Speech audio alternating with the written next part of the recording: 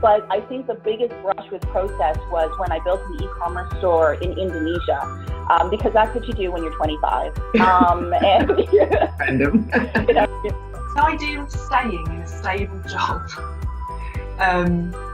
scared me more than leaving. It took me a very long time to get my name out in the I mean, well, comparatively not long, because I've just been here for 19 months. Well, I was going to say, you've only been here for 19 months, but not that very long.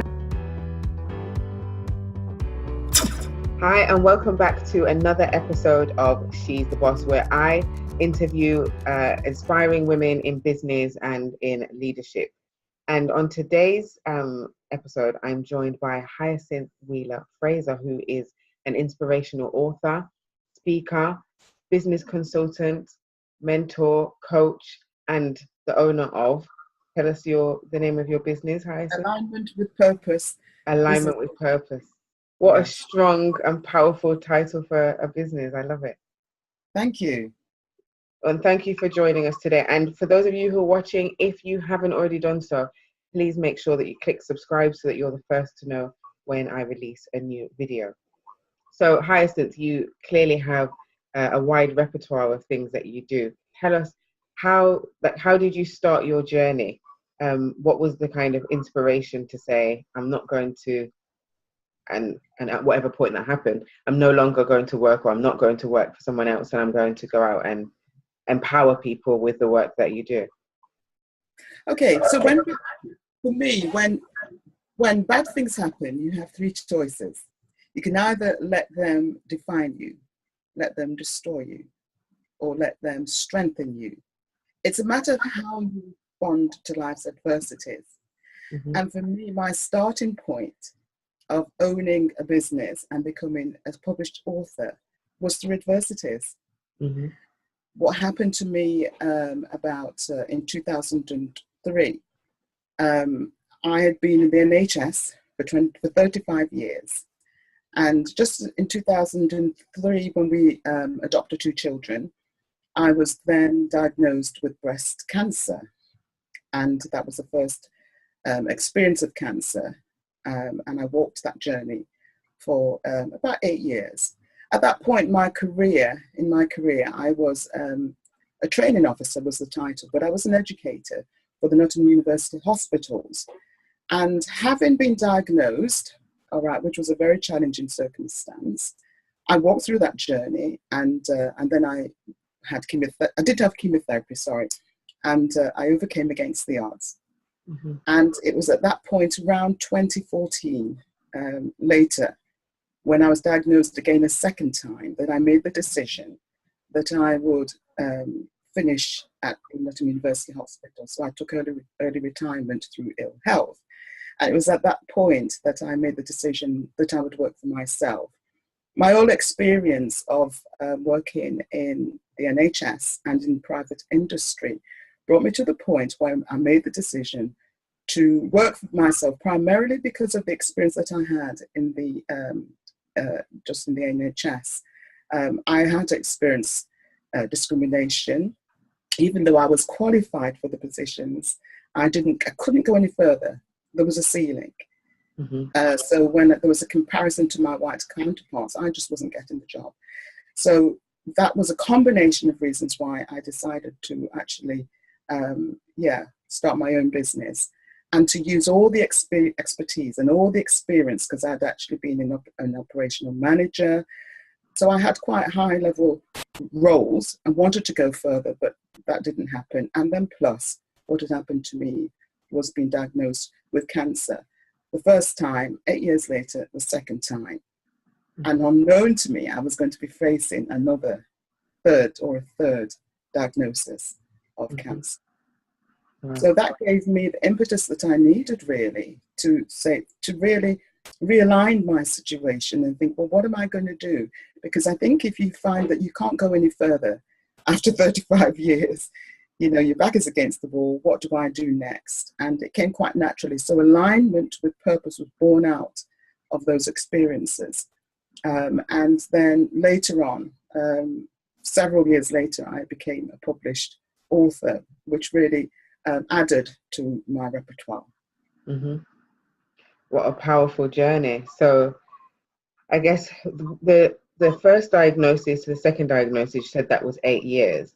Were you, during that 8 years, obviously you said you couldn't get any further, but were you feeling unfulfilled? Did the seed get planted from then and then it grew, or was it at the end of the 8 years where you said, actually, I can't move forward, I'm just going to go? Was it something that was kind of you was mulling over beforehand?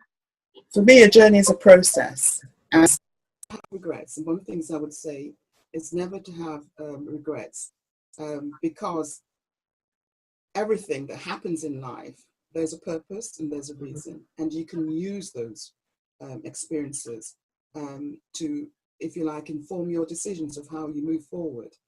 And so I think for me, I could see that you know, I wasn't going to get to the places that I wanted in sort of a big establishment.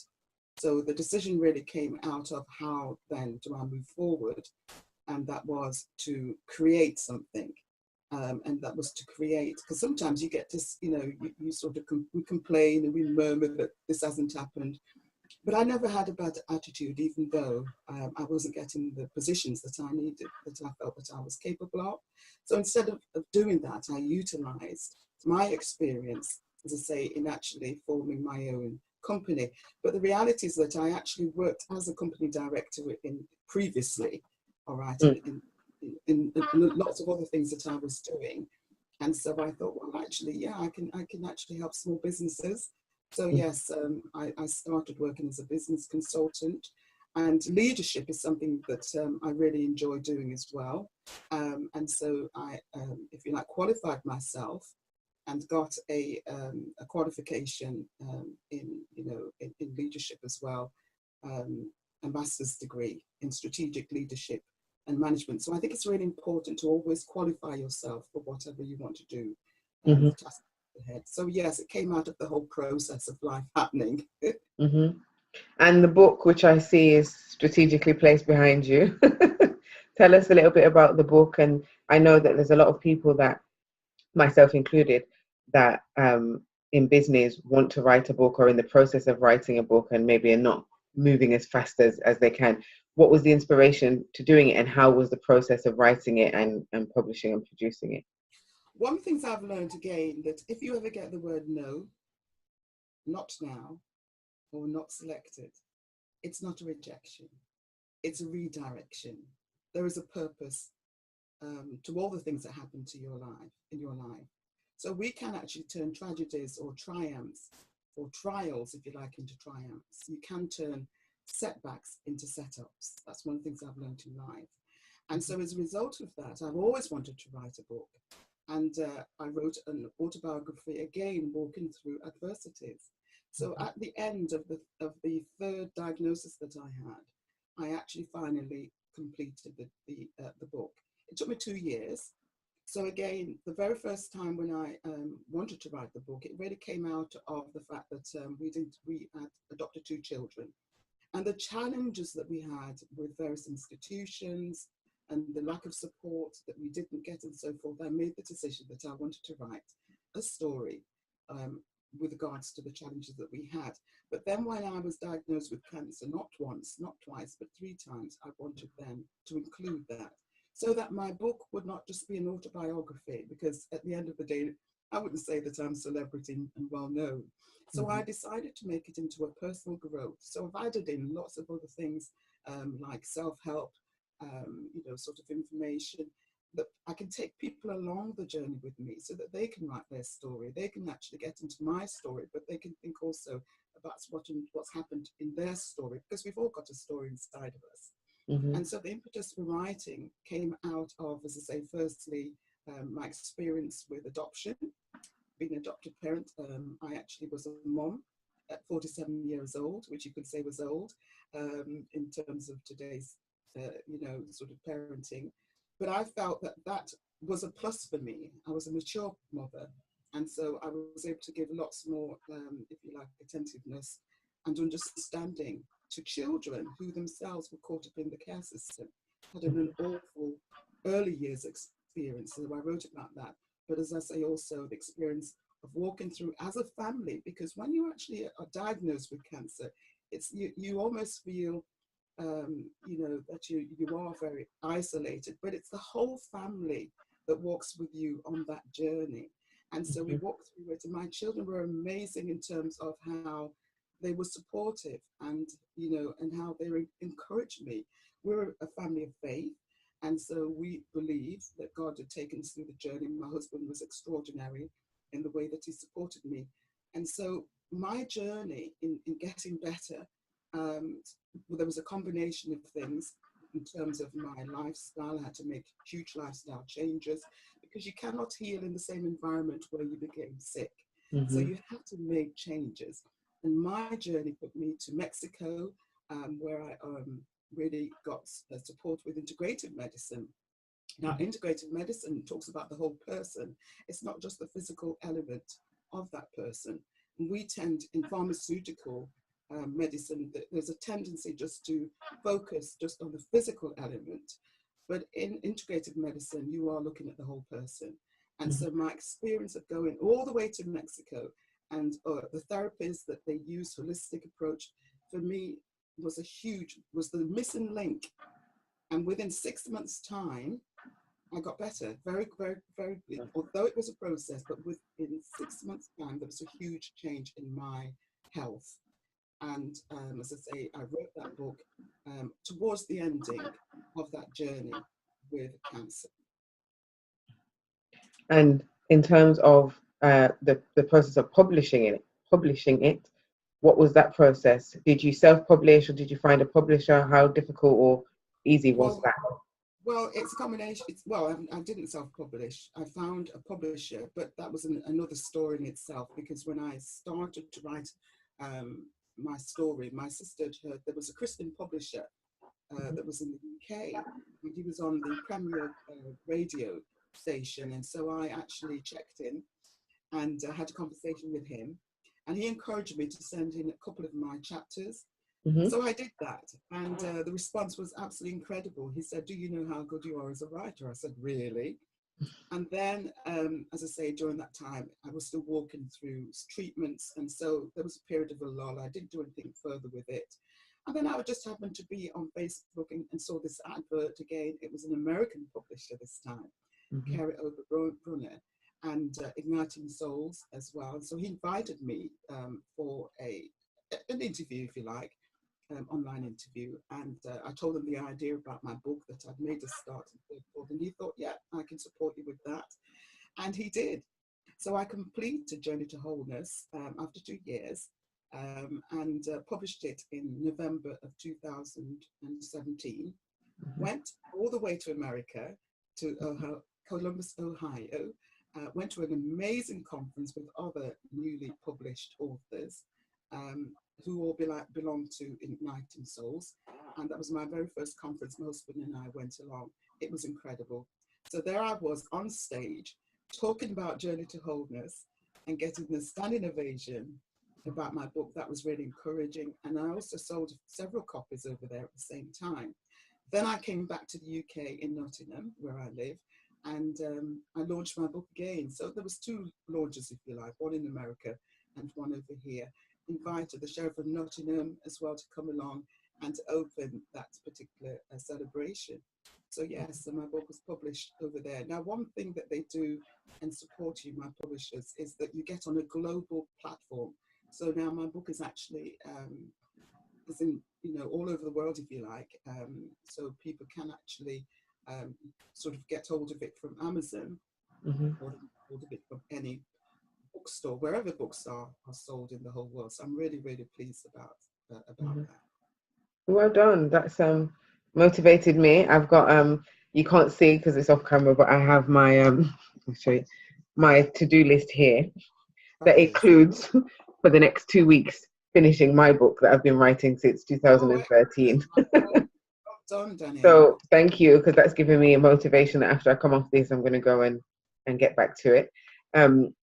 And that's amazing. What a journey from having the idea to then going over to America and even being able to say that you've sold books over there. That's such an amazing thing. And for those of you who are watching who maybe have an idea for a book or in the process of writing your book, let that be an inspiration to you. because I'm sure that you never would have thought that that's where it would have went. So no, it's amazing. So in terms of your consultancy, you started, and one of the questions I always ask, because I am always asked this by my clients who are starting new businesses, where did you go to find your first client? I actually was introduced to by my sister. Somebody was actually looking for someone with skills in HR and business planning and all those sorts of things. And because I'd done a master's degree in all of that, my sister told me about a friend of hers who herself was a business owner. And so she invited me to come along and to have a chat with her. And immediately we really clicked together.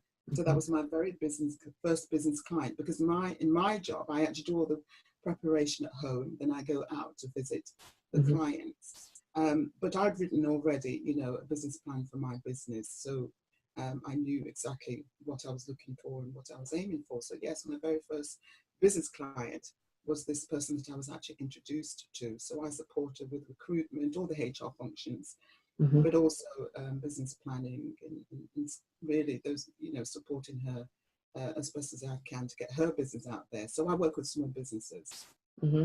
Yeah. And then from that first client, then did you get referred, or did you go out and do a marketing campaign? What was the process of building the business?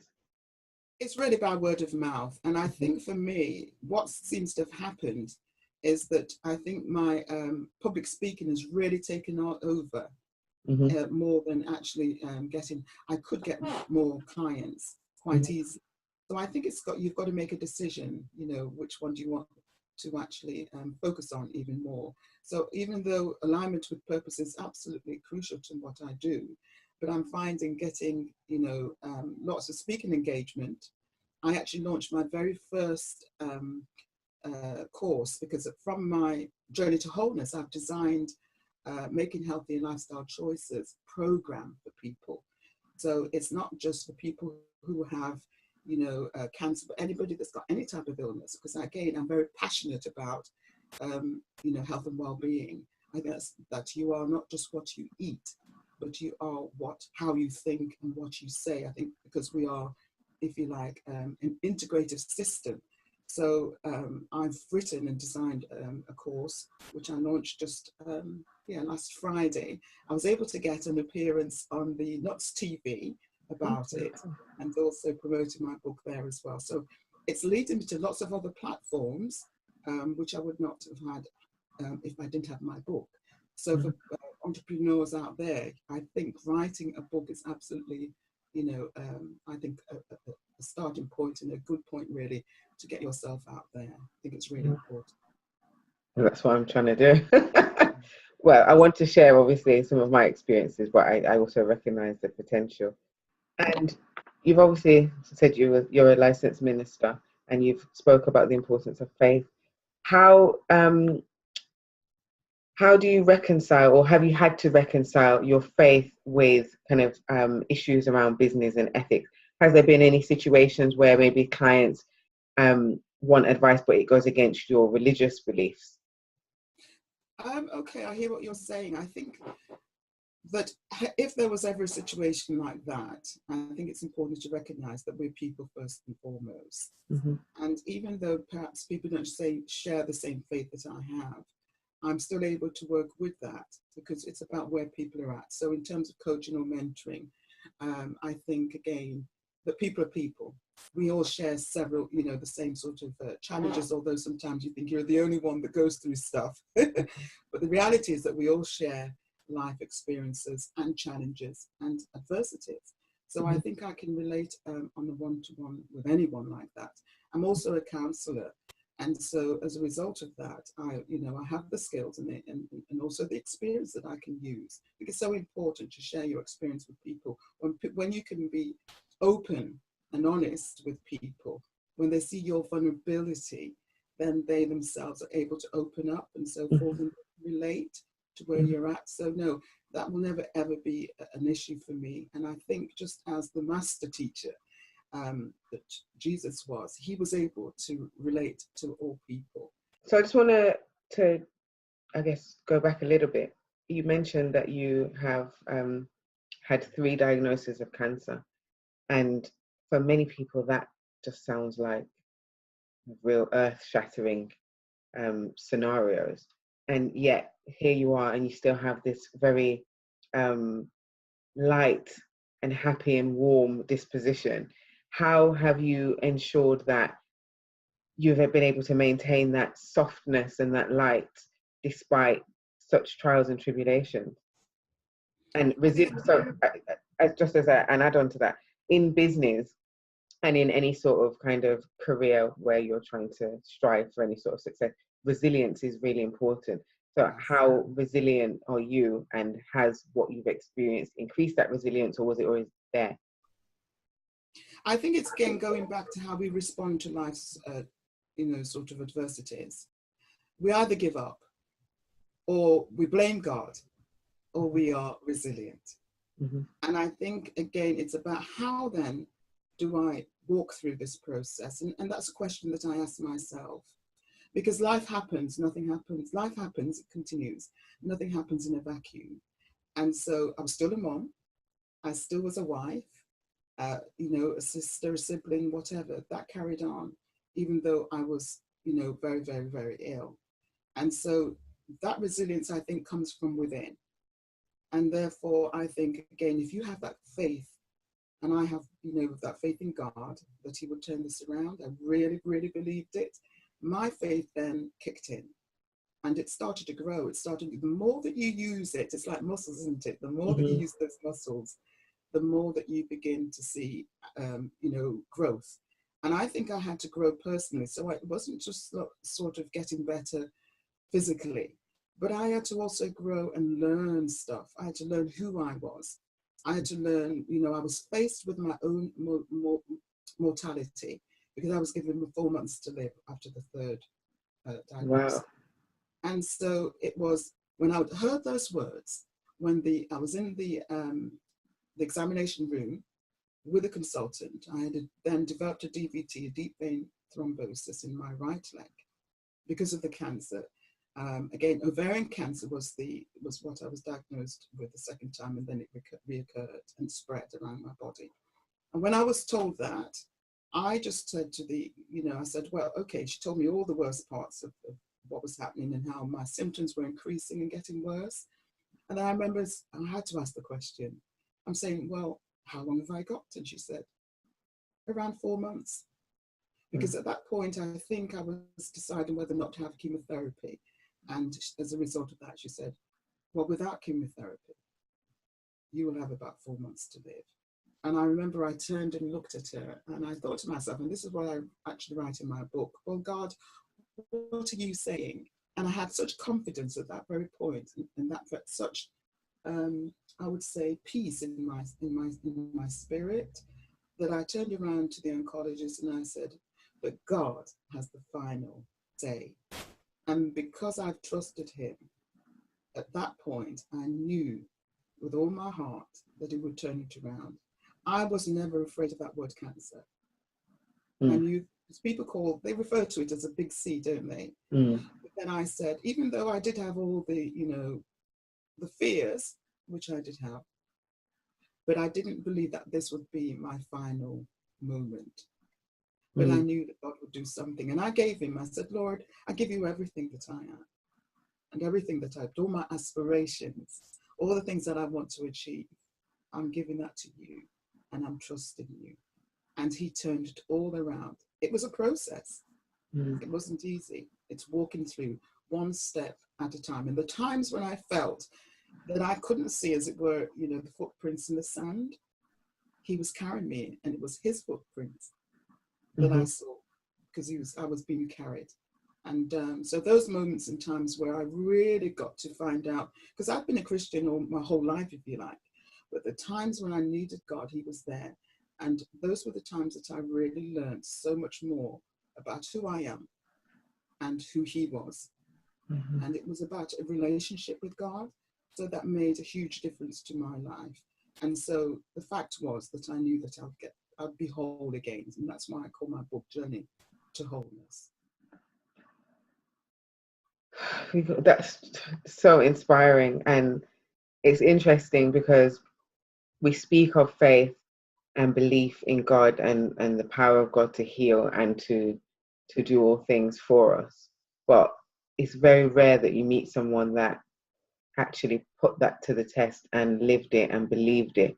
Because you often hear people say that, but then when bad things happen, as you said, it's God, why have you forsaken me, or why have you allowed this to happen to me? But you didn't take that approach, and I just find that so beautiful. And the fact that obviously God, then you're here to tell the story and share that message with everyone, and that's definitely inspired me for today, because I am someone that is terrified of the big C, and even just the idea of it really scares me.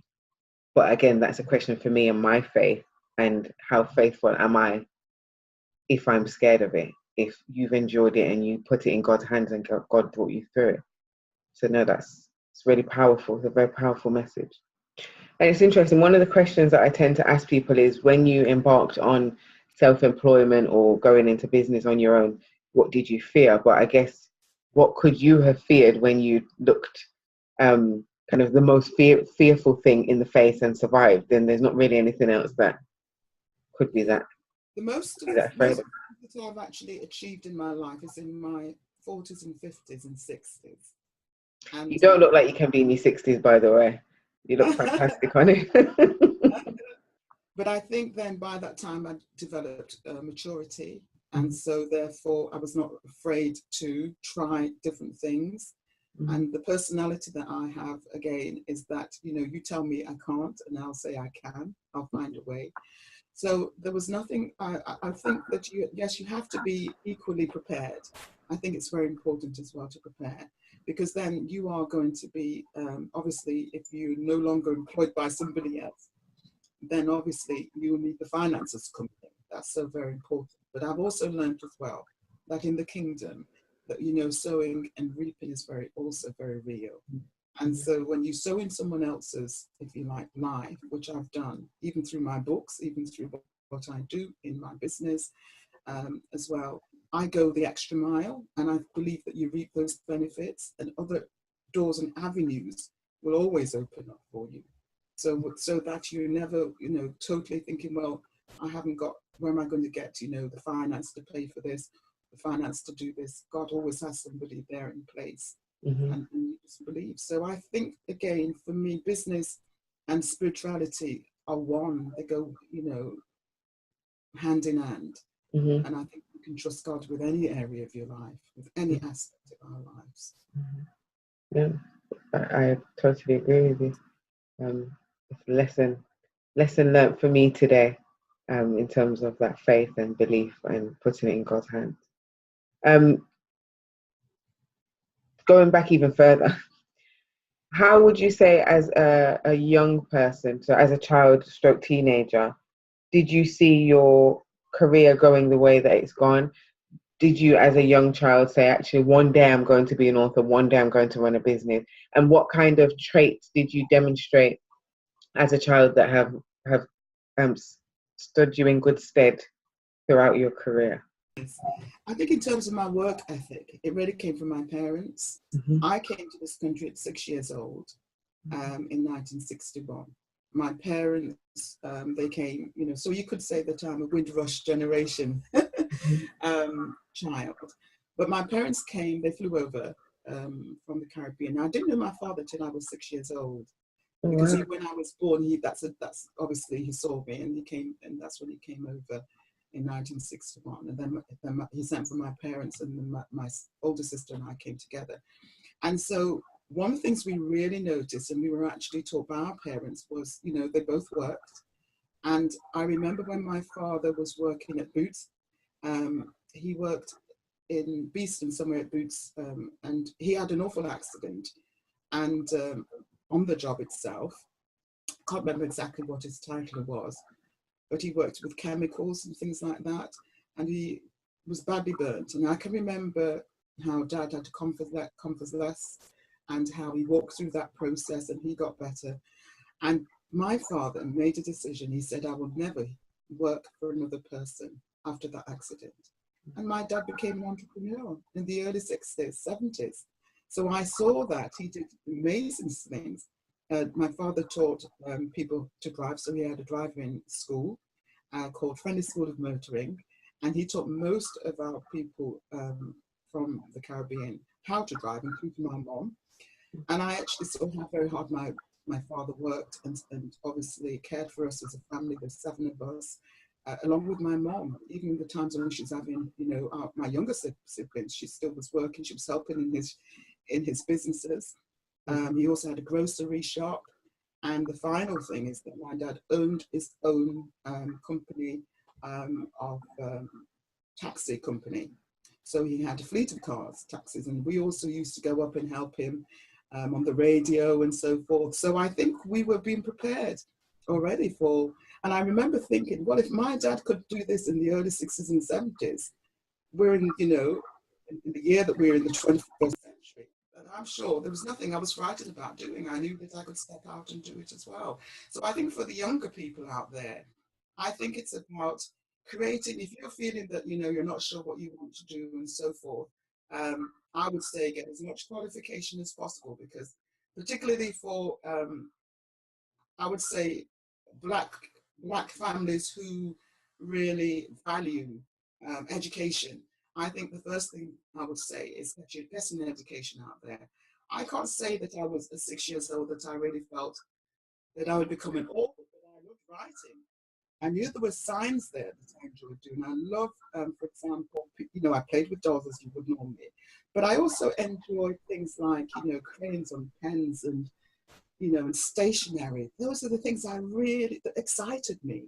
And so obviously when I worked in an environment of, in an office environment and those sorts of things, I think those were the telltale signs that I was actually working towards becoming a writer. I mean, I wrote various protocols and procedures. And so, yeah, I have been writing, lots of things. And then I think I came into my own when I could actually write my story. So yeah, there were little telltale signs that I would become a writer, but I can't say I can ever remember clearly that I wanted to become an author. Mm. And that kind of is a beautiful segue into the final question, which is, what 3, and you've kind of already given one, what 3 pieces of advice would you give to a young woman, or even not even a young woman, just any woman of any age that might be sitting there thinking, I actually want to be a consultant, or I want to be an author, or I want to start a business? What 3 pieces of advice would you give? I would really talk about clarity, because my publishing coach says these words. He says, clarity attracts, confusion repels. Mm-hmm. And I think it's about knowing what's your purpose in life. Mm-hmm. And when you know and understand what your purpose is, you have clarity there. You know what makes you different from the others. Mm-hmm. You know what your USB means, your unique selling point is. And I think when you can find your purpose, and that's why I call it alignment with purpose, when you can find out what was I put on this earth to do? What is my destiny? When you can find the clarity, and actually clarity, it can take a few journeys, yeah. But when you can be clear of what your message is and what you are about, I think that's a stepping point. That's a turning point. So I think for me, clarity, it's about clarity. The second point I'd like to make really is to be resilient. And I think, again, it was irrespective of what life has to throw at you, whatever comes your way, you have to let you realize, you have enough resilience to be able to come through that, as I did. No matter what adversities that you face, you will have an inner strength. And I believe that God gives you that strength to be able to come through. So I think it's about always being resilient. Even though there's a scripture in there that even though you may fall 7 times, you rise back up again. You get back up again. So when you're told no, it's not in your vocabulary. It's about I can do it. I can do all things through Christ. That's really important. So I think so never feel that again that your final defeat is the end of everything, because it's about getting back up again, getting back up in line, and getting on with what the task you have at hand. So those are my 3 advice to anyone that's wanting to start out as an entrepreneur: Mhm. clarity, resilience, and also, not being defeated. Mhm. Thank you for sharing. If anybody wants to find out more about you, about your business, where can they buy the book? Well, you said Amazon, but Amazon, yes. But I also have a website for my book called www.journeytowholeness.co.uk. And people can get hold of me as well at, my email address of author@journeytowholeness.co.uk. And on my website anyway, you will also find alignment with Purpose Business Services. I am going to try and get a separate one up and running for that. Mhm. But that's where it is at the moment. And I'm available again for, anyone to contact me if they need some support with business, or whether, they need a speaker for any sort of event that they may have. Yeah. Okay. Thank you so much for sharing your journey. It's a really powerful conversation, and I'm sure that everybody watching is going to be able to really be inspired by what you shared. So thank you so much. And thank you guys for watching. Super powerful conversation. Please, if anything has resonated with you, make sure that you write a comment, click like, share. So I think this is a conversation that really needs to be shared for more people to hear, because I'm truly inspired. So thank you so for much, watching. Thank you. And thank you And for joining. you inspire me too. Oh, thank you. Yes, you When we get, I'm doing the big face grin. I'm trying not to do that. But thank you. Thank you. I will be back with another She's the Boss interview next week, Sunday. So make sure you watch this space.